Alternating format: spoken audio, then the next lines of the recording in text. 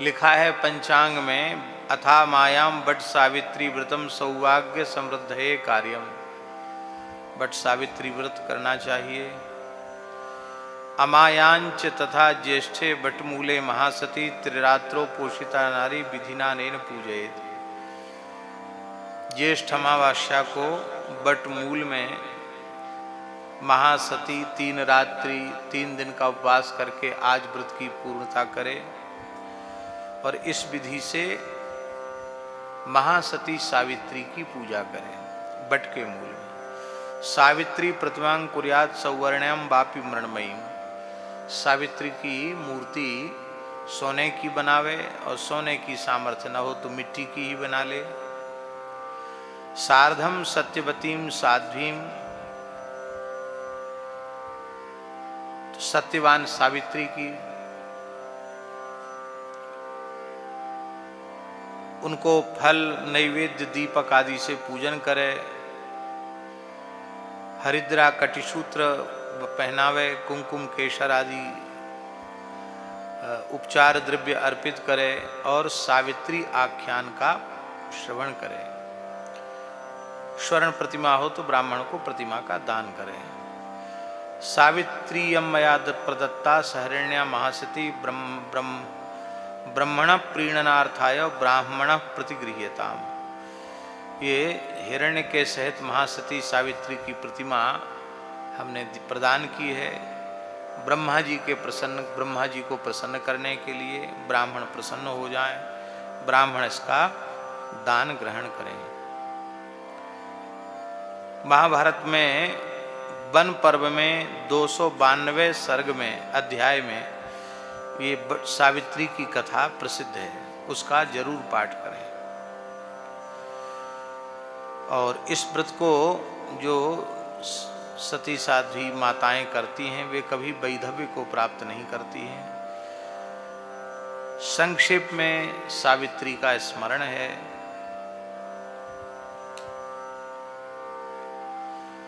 सावित्री ने कहा,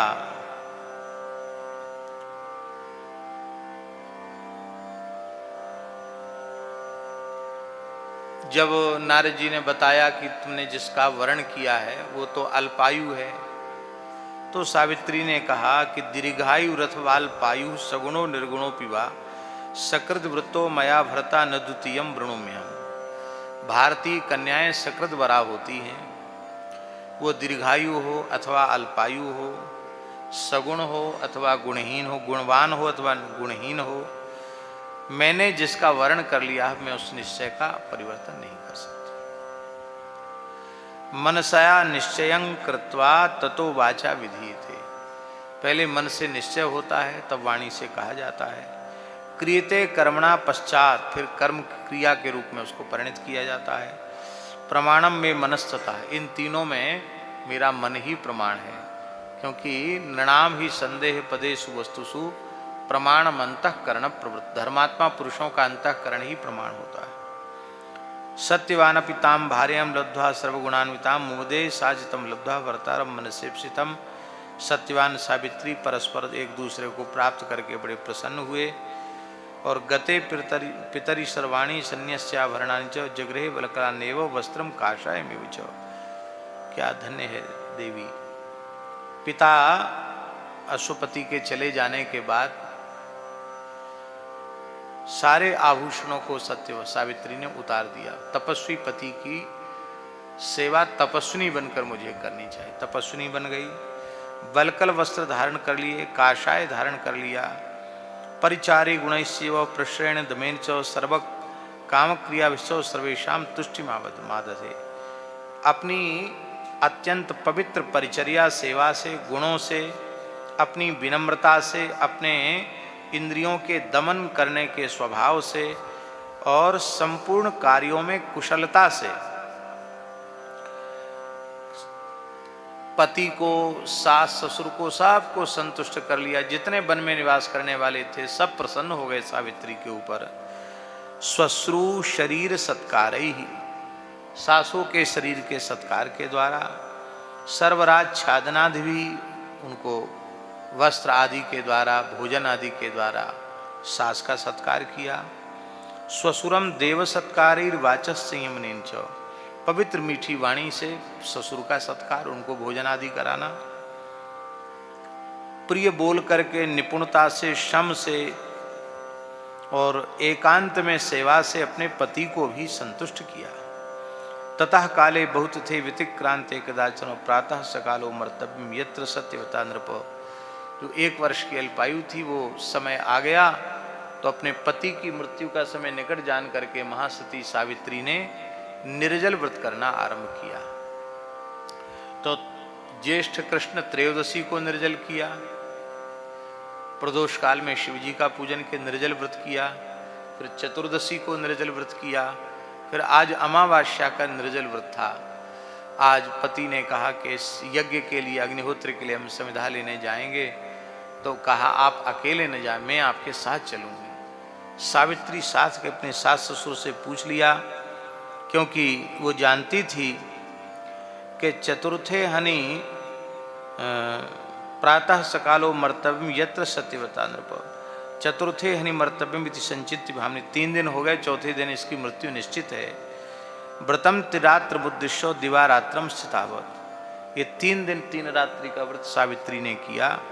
बनंगते तथा सत्यवतः कायात पाशबद्धम वशंगतम अंगुष्ठ मात्रम पुरुषम निश्चकर्षे में उबलात सावित्री चा दुखार्त यम में वान्वगच्छत।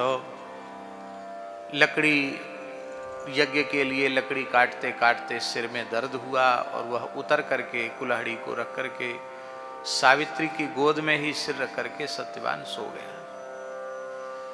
वो मृत्यु ही थी उसके निकट। यमराज आए और यमराज ने अंगुष्ठ मात्र उसके प्राण को खींच करके, सूक्ष्म देह को खींच करके पास में बांध करके ले जाने लगे। तो सावित्री भी दुखी होकर के उनके पीछे पीछे चलने, वो आकाश मार्ग से चल रहे थे, अपने सतीत्व के बल से सावित्री भी आकाश मार्ग से पीछे पीछे चल रही।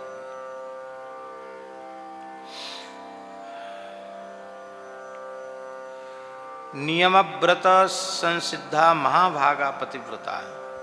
नियम व्रत से जो सिद्धावस्था को प्राप्त हो चुकी थी महाभागा पतिव्रता ऊर्ध्व लोकों की ओर गमन करने लगी। यम उवाच, यमराज ने कहा, निवर्तगच्छ सावित्री कुरुश्वास सौर्धदैहिकम कृतम भर्तुस्तुदारण्यात यावत गम्यम गतम त्वया। देवी सावित्री, तुम अपने पति के शरीर का संस्कार करो। तुमने पातिव्र धर्म का विधिवत पालन किया, तुम पति के ऋण से उऋण हो चुकी हो। यहीं तक तुम्हारी सीमा थी, इसके आगे तुम्हारा चलना उचित नहीं है, तुम लौट जाओ यहां से। यहां सावित्री ने यमराज से पूछा कि भगवान आप कौन है? तो उन्होंने कहा कि मैं यमराज हूं, मरने वालों के प्राण में ही लेके जाता हूं। तो मैंने तो सुना है कि आपके दूत लेके जाते हैं, आप स्वयं क्यों पधारे? तो बोले, एक तो तुम्हारा पति महान तपस्वी और एक तुम महान पतिव्रता, तो मेरे दूतों की सामर्थ्य इसके प्राण को ले जाने की नहीं थी, इसलिए स्वयं मुझे आना पड़ा। पीछे पीछे सावित्री चलने लगी। यमराज ने कहा कि देवी तुम अवर्ण हो चुकी हो, तुम यहां से चली जाओ। तब सावित्री ने कहा, सावित्री उवाच, यत्र में नीते भरता स्वयं बात यत्र गच्छति मयापि तत्र गंतव्यम एष धर्म सनातन। सनातन धर्म यही है कि नारी को, पतिव्रता नारी को पति का अनुगमन करना चाहिए।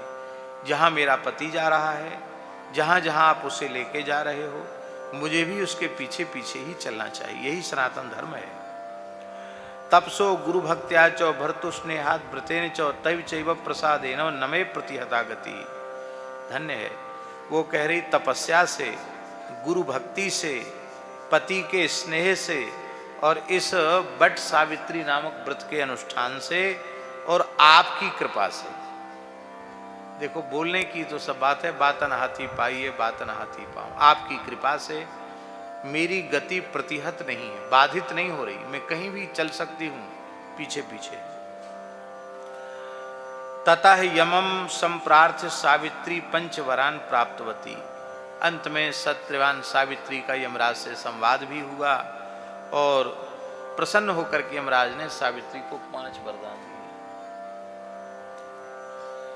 सावित्री ने कहा,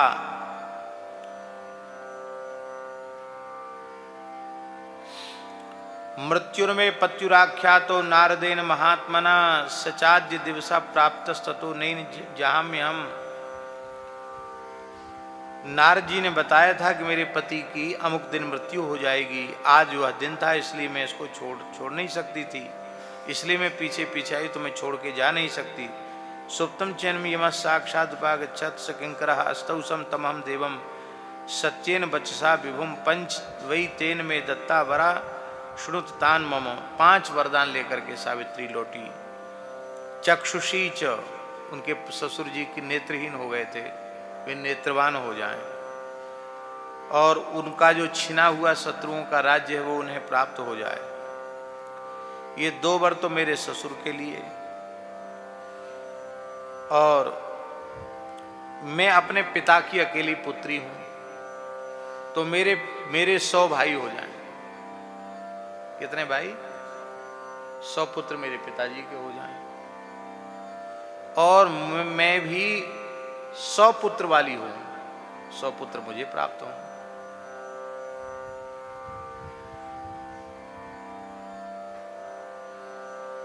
यमराज ने कहा एवं अस्तु। बोले अब तो लौट जाओ। अब कैसे लौटें?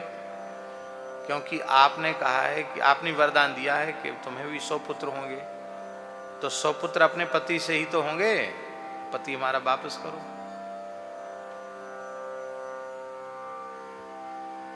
यमराज बोले तो तुमने चक्कर में हमको अपनी बातों में मोहित कर लिया। तो 4 दिन का व्रत किया था, 3 दिन का निर्जल और 4था दिन था वट सावित्री। तो चतुर्वर्ष शतायुर्में भर्ता लब्धश्च सत्यवान, 400 साल की आयु और पति सत्यवान को प्राप्त हुआ। कितनी? 400 वर्ष। भर्तुर ही जीवितार्थं च मया चिरण व्रतम व्रतम एवं आत्मा पिता माता श्वश्रु श्वश्र एव च भर्तु कुलंच सावित्र श्रवम कृच्छात समृद्धितम। एक महान सती नारी ने अपने पिता को, माता को, सास को, ससुर को और पति को और अपने पूरे कुल का उद्धार कर दिया। ऐसी सती नारियों में सामर्थ्य है। यश्चेदम सुनयात भक्त्या सावित्र्याख्यान मत्यम ससुखी सर्व सिद्धार्थो न दुखम प्राप्नुयान नरा। जो सावित्री को उपाख्यान का श्रवण करता है, आज सत्यवान सावित्री का स्मरण करता है और बट का स्पर्श करता है, बट वृक्ष के स्पर्श का भी आज बड़ा महत्व है, बट स्थापन का, बट वृक्ष स्पर्श का बड़ा महत्व है, तो वह कभी दुख प्राप्त नहीं करता है, सारे पापों से मुक्त हो जाता है। बोलो सत्यवान सावित्री जी की जय, सब संतन की जय। जय जय श्री राधे। चर्चा होगी, वैसे ध्यान नहीं रहता। अब क्या है कि धीरे धीरे भारतीय लोग वैदिक सनातन धर्म की परंपराओं के अनुसार जो व्रतोपवास आदि हैं उनको धीरे धीरे छोड़ते चले जा रहे हैं। उसी के भयंकर दुष्परिणाम हम लोगों को अपने आंखों के सामने देखने पड़ रहे हैं। व्यक्ति यदि पूरी तरह शास्त्रीय जीवन जिए तो उसे अपने से छोटों की मृत्यु अपने सामने नहीं देखनी पड़ेगी। तमाम घटनाएं ऐसी घट रही हैं जो बहुत हृदय विदीर्ण करने वाली हैं, और सबका मूल कारण है कहीं न कहीं धर्म और सदाचार का त्याग। यही उसका मूल कारण है। आज बट सावित्री का अवसर है, तो नर्सरियों में बट के पेड़ मिल जाते हैं बड़े बड़े। ये लाइव चल रहा है क्या अभी? तो अभी सूर्यास्त होने के पहले पहले जहां तक लोग सुन रहे हैं और जहां लोग लगा सकते हों, आज बट अमावस्या के दिन एक बट वृक्ष जरूर लगावें, ऐसी मेरी प्रार्थना है। यहाँ भगवत कृपा से कल ही 4 बट वृक्ष मंगा लिए गए हैं, तो तो गौशाला में जहाँ भी उपयुक्त समझा जाएगा वहाँ वट वृक्ष लगाए जाएंगे। तो गड्ढे वगैरह तैयार आप पहले से करवा लेना, उसकी पूरी तैयारी करवा लीजिएगा। तो आज सूर्यास्त के पहले उनको लगाना है। और जहाँ जहाँ लोग सुन रहे हैं वहाँ जरूर वट वृक्ष जरूर आज लगावें। जहाँ उपयुक्त स्थल हो वहाँ वट वृक्ष लगावें। और मान लो उनको कोई उपयुक्त स्थल ना समझ में आवे तो नर्सरी से आज वट के बड़े बड़े पौधे खरीद लें, खरीद के अपने पास संकल्पित करके रख लें और फिर यहाँ कभी गौशाला में आवें तो यहाँ भी आकर लगा सकते हैं। यहाँ भी तो जगह बहुत जगह है, कहीं भी लगा सकते हैं, क्योंकि एक वृक्ष के नीचे कितनी गायें विश्राम करेंगी, हजारों पक्षियों का दाना होगा। पुराण में लिखा है 10,000 ब्रह्मचारियों के भरण पोषण का जो पुण्य है वह एक वटवृक्ष, एक पीपल का या एक पाकर का, गूलर का वृक्ष लगा देने से होता है, क्योंकि हजारों पक्षी उसका दाना खा करके अपनी उदर पूर्ति करते हैं। ये तो बहुत बड़ा भंडारा है पक्षियों का, और सबका हित ही होता है, प्रकृति पर्यावरण का हित होता है। तो वट वृक्ष लगाने की विशेष महिमा है। आज जरूर वट वृक्ष लगाना चाहिए, ये हमारा विनम्र निवेदन है। श्री सीताराम प्रतिदिन सत्संग एवं दर्शन के लिए श्री महाराज जी के ऑफिशियल चैनल को जरूर सब्सक्राइब करें।